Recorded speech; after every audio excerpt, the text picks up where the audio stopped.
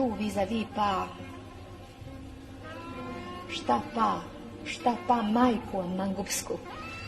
A gde je Bečka, gde je malo crno, reš zve, da se pogledamo u oči, da vidimo ko smo i šta smo, ili tako? Pa ne mogu ja tek tako na poverenje sa svakom barabom. Pa nisam ja sada neka izvesna tamo Rada iz Trnjišta. Ja sam danas umetnica u night clubu. Umetnica Lili, of course. Ne smiješ da se nerviraš mnogo.